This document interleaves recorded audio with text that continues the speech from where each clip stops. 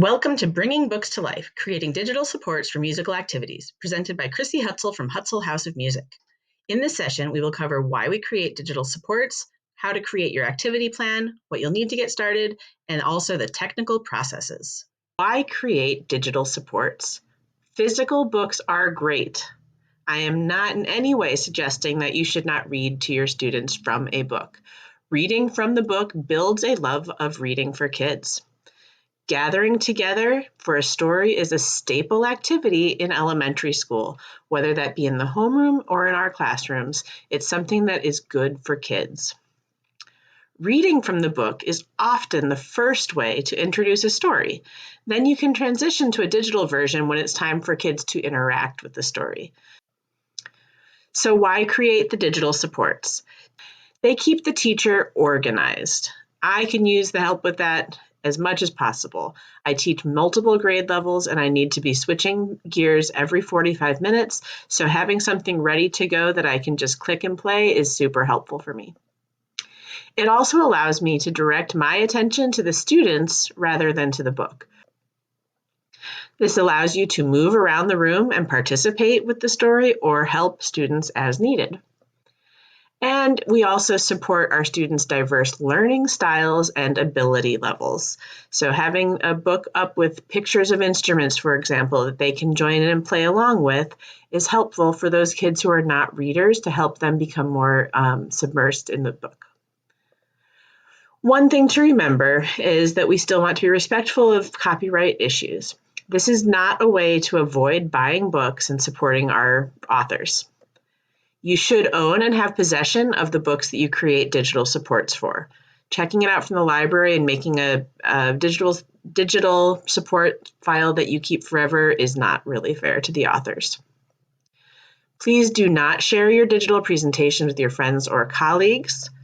And as a kind of a PS, this is why you won't find full activities like this on TPT. It's against copyright to do this and sell it.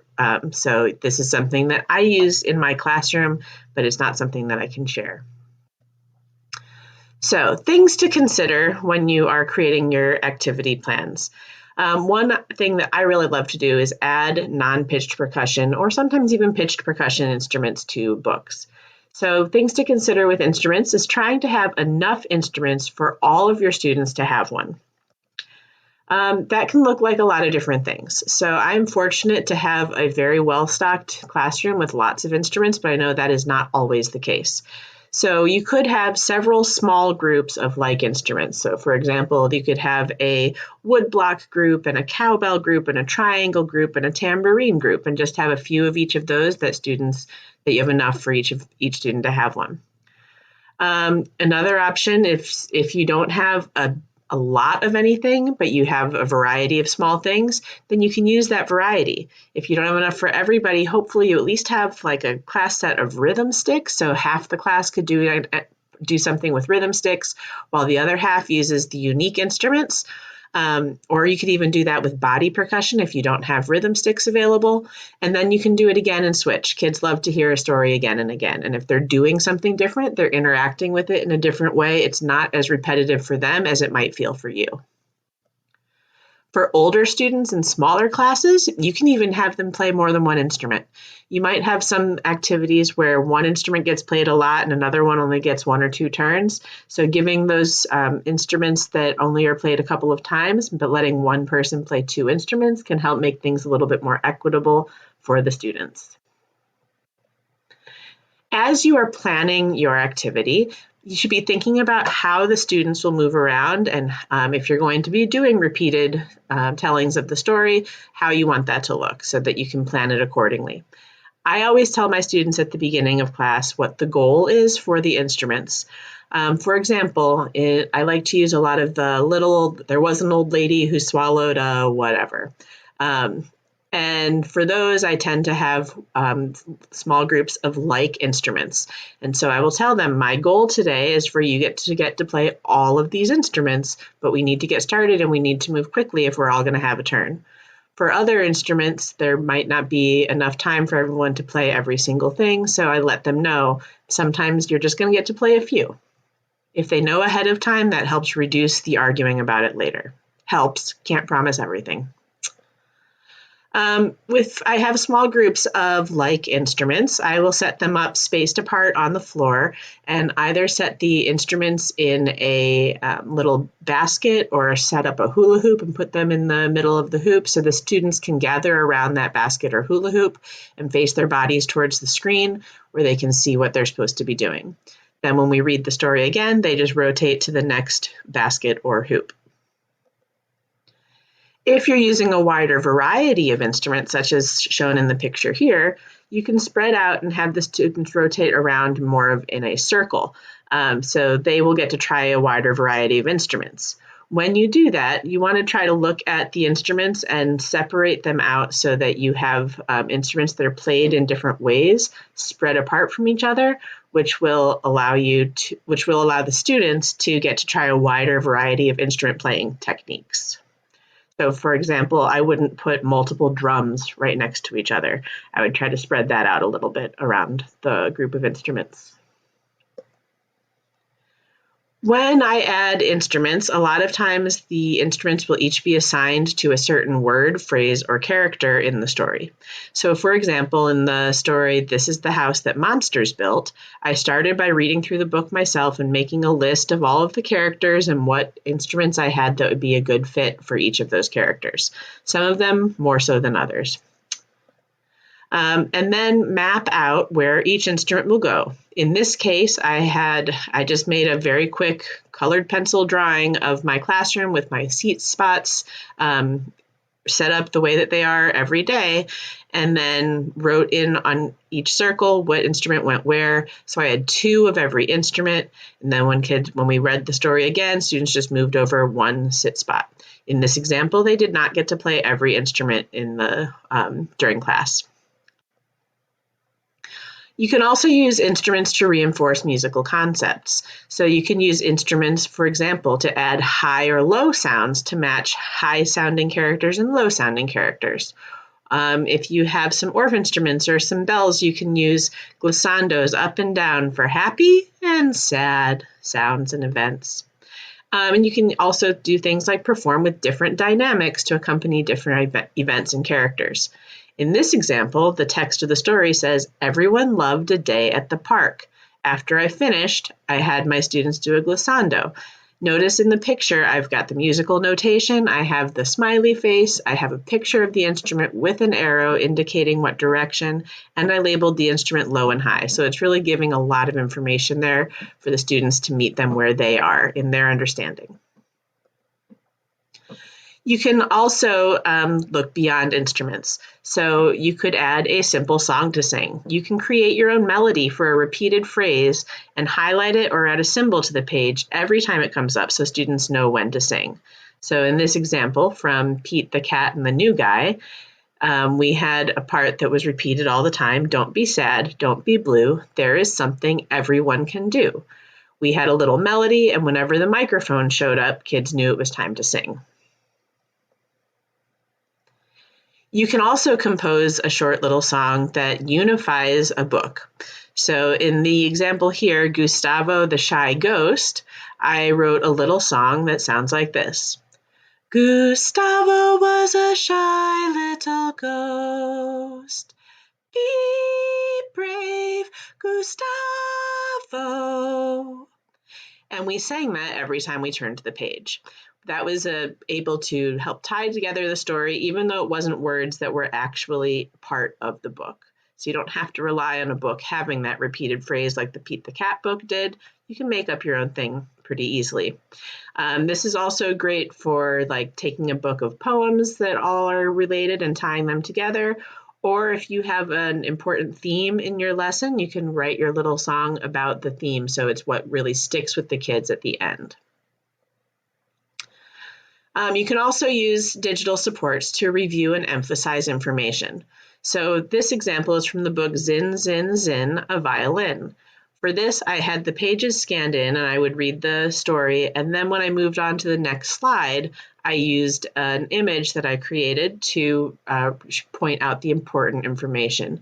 In this page, there was one person playing a solo and using the instrument, the trombone. So this image reinforced all of those important facts.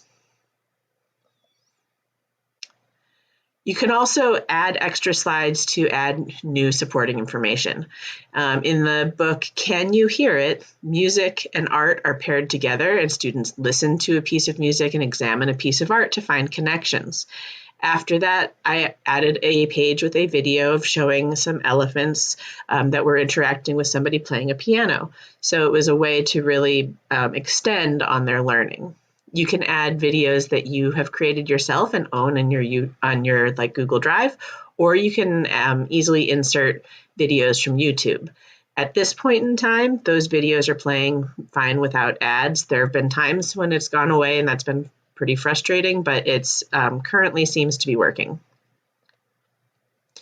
You can also use digital supports for song stories. So in this example, I have the book I Love Mud by Rick Charette, and he is a musician who also has turned a few of his songs into books. So I have made a very quick video using my document camera here with the music playing, and I just turned the pages as it went. So I was able to use that to be able to do the movements that we like to do with this story and have the music and the pictures up on the screen.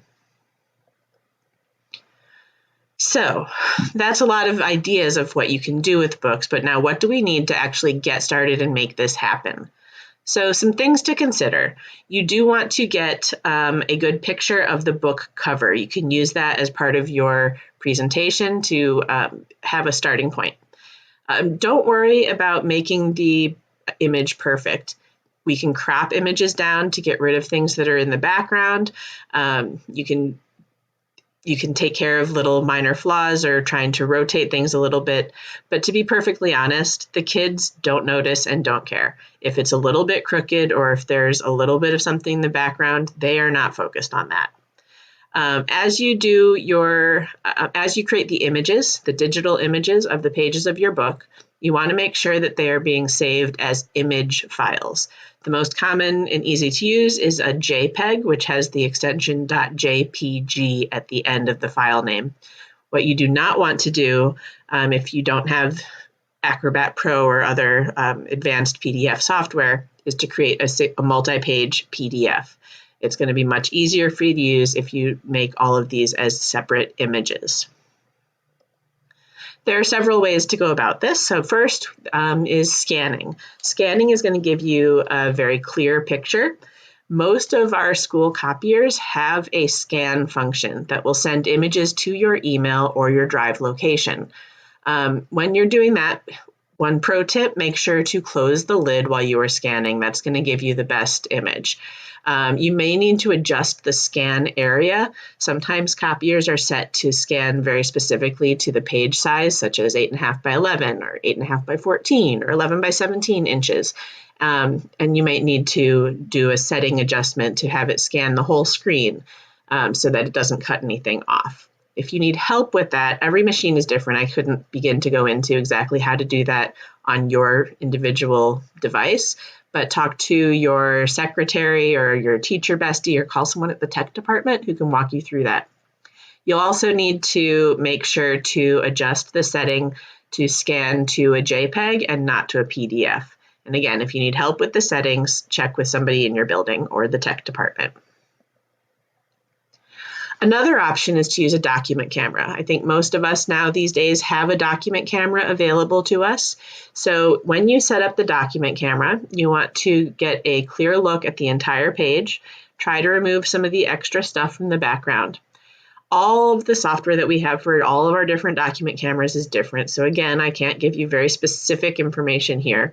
But if you are looking at your software, there's probably some sort of an icon that looks like a camera or looks like the same thing that you would see on your smartphone when you go to take a picture. So that's what you should be looking for. But if you can't find it, it's not difficult to go into Google and do a Google search of how can I take a still picture or capture an image using whatever the name of your software is that goes with your document camera. When you're actually taking the pictures, you want to set the camera and not move it, and then try to keep the spine of the book in the same place, so that every picture you take will have everything at the same size.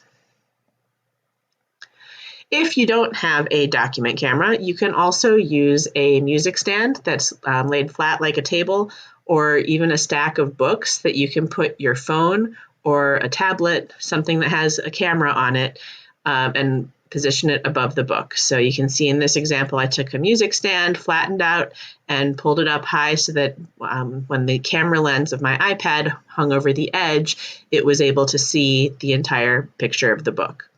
Depending on your setup, it might be easier to have somebody helping you with this if you need to be careful about how precarious the device is balanced up there.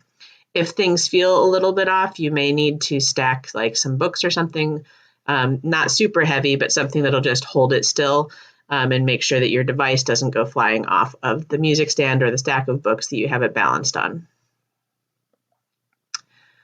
So another thing that you'll need then is clip art. Clip art is what we use to add the pictures of the instruments or any other thing that you're trying to add to your story.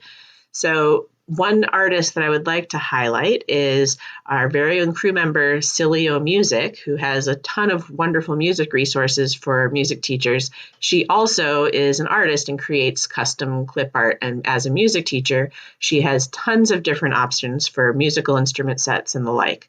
So you can find her clip art store is separate. That is Silio Design. And she is going to set that on sale during this conference. So make sure if you want something, you grab it now. You can also use your smartphone to create your own clip art images. So for my students, sometimes it's helpful to see a picture of our actual instrument because maybe it's a different style than one we have a clip art image of. So you can take a picture, and I'll walk you through that here. All you do is take a photo of one of your classroom instruments. Once you've taken that picture, go to the photo and touch and hold the instrument right on the photo. After a few seconds, it will isolate it and give you options for how to save and share the new image without the background. Here's an example of how that will look on an Android device. I'm taking a picture of a recorder, then going to the picture, tapping and holding on the instrument, which separates it, save as an image, and then that's what that looks like. And here's an example of how that will look on an Apple device. So again, we take a picture of the shake array, tap and hold to isolate it, and then save it as an image, which looks like this. You can also do screenshots. This is really helpful if you need to get an image of anything that's already on your screen. In particular, I like this for getting clips of like music notation that I can use. So I would create my notation using a free tool such as Noteflight or MuseScore. You can use your snip tool and then save the image and insert it, or you can just take a snip and then that will allow you to copy and paste directly into your presentation. You can also use emphasis images. So by that, I mean things like stars, arrows, circles, things like that. You can go into your software and go Insert Shape and then select a shape, draw it out on the screen. Those are very functional. If you want something a little bit cuter, there are certainly lots of clip art options out there that you could use as well. When it's time to choose a book, some of the things that work well for these activities are add-on stories, books with repeated phrases, poetry collections, vocabulary and music content knowledge books, song stories, popular kids series, and practically any picture book. To find more ideas, check out the Ultimate Music Ed book list, which is linked in the handout for ideas. All right, so now I'm going to go through the technical processes that I talked about earlier in the session in case you would like to see how things are done instead of just hear about it.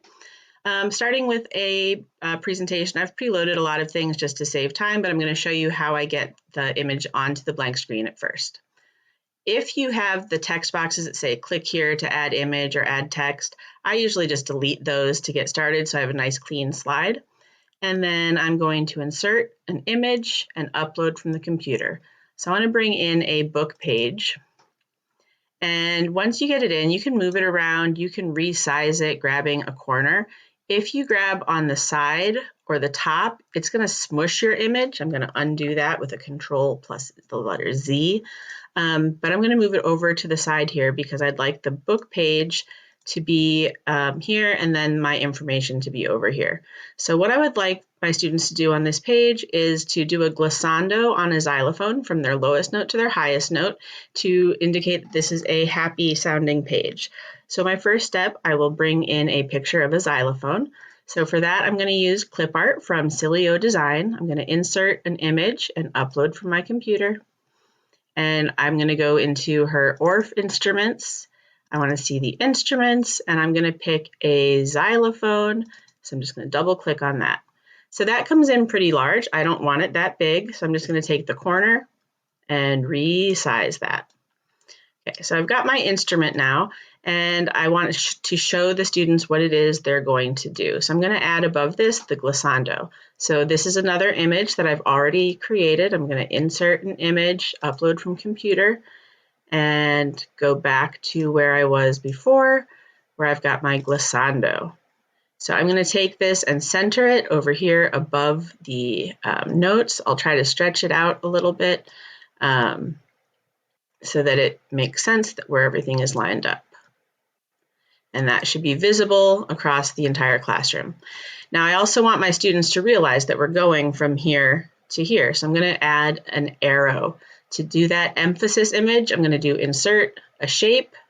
Arrows is one of the choices, and I want an arrow going this direction. I'm going to put that here. That gives me the cross. That's going to be your top corner of your image. I'm just going to draw it here. Just click and drag. And then you can change the color. If I want that to stand out, I'm going to go up here to my fill color, change that to red.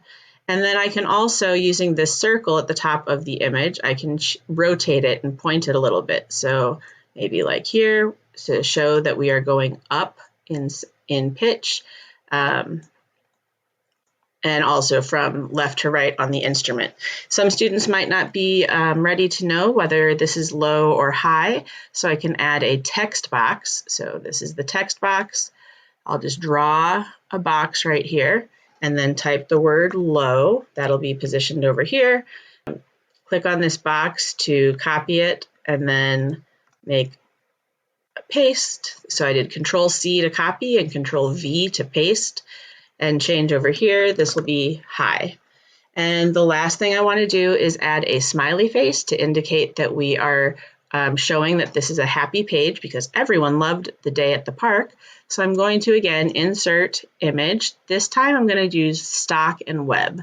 I just need to search for any smiley face. I'm just going to type in smiley face. And I've got one right here. This one looks great. So I'm going to click on it. This is really big, so I can shrink it down, but I also have a lot of white space here.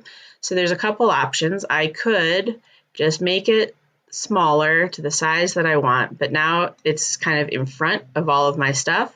I'm going to go to Arrange and our order. So I can send this all the way to the back. So now it's behind my other images. I can move it down so it's fully visible. And the white background is not there. The other option would be, if I didn't want to do that, I can also crop it. So this little square here is cropping, and you can just drag that box so it's more closely just around the smile face here. And once you click away, now it doesn't have that big white background that gets in the way. So either one of those options would work for that. All right, another thing that I talked about was writing your own song to go into a book. So there's a book called The Leaf Man. And so I wrote a little song when my students were learning the note E on their recorder. So I typed up the notation and did one slide that just has the notation on it to practice the song before we got into the story. Then here's an example of a page. It's got this sentence that is the lyrics of the little tune that I wrote. So I'm just going to take this and make it a little bit smaller. When you get that red line, that means it's centered, which is very handy. And now I'm going to insert the image of the song that I wrote. And that's going to go right here. I'm just going to drag it down. So this is now covering up some of the book page. So I'm going to just shrink this a little bit more. center it.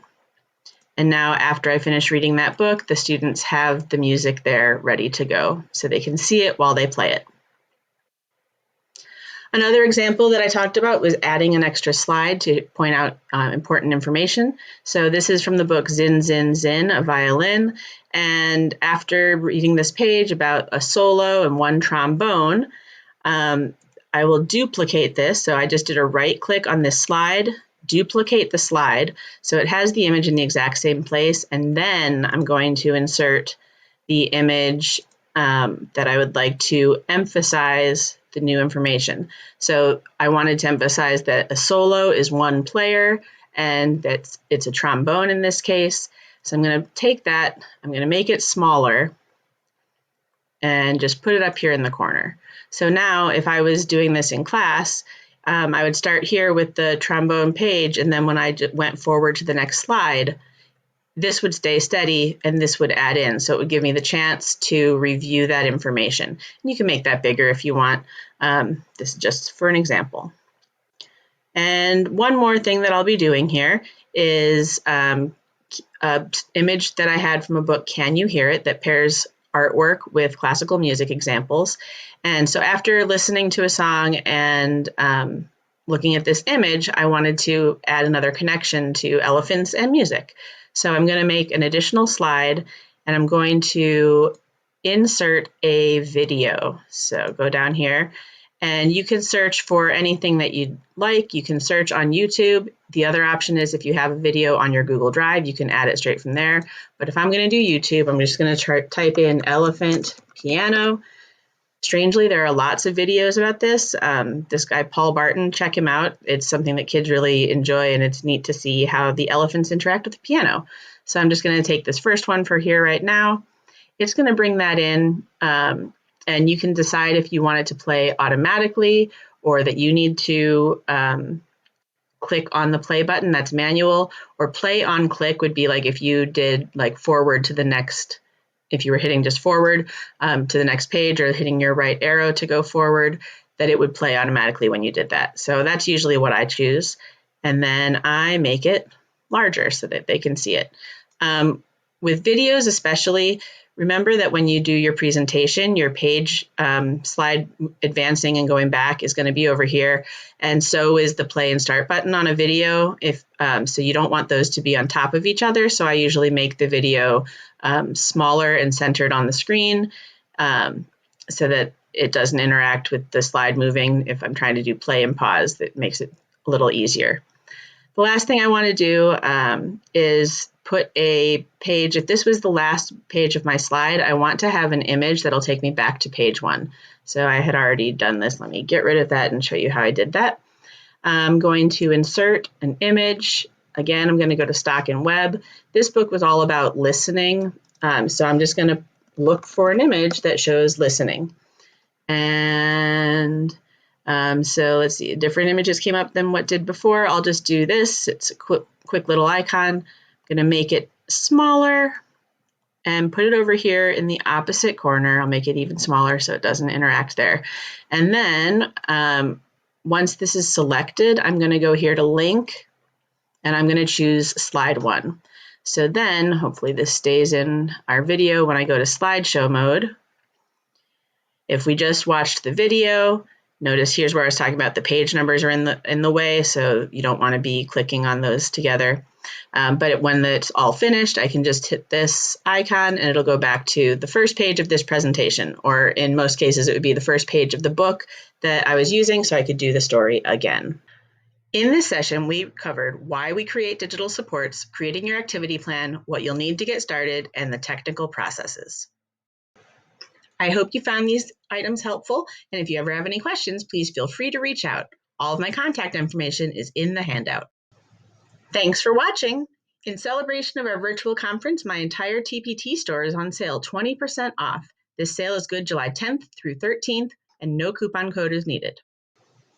I've also put my Etsy store on sale, and there's lots of new things that I've just recently added.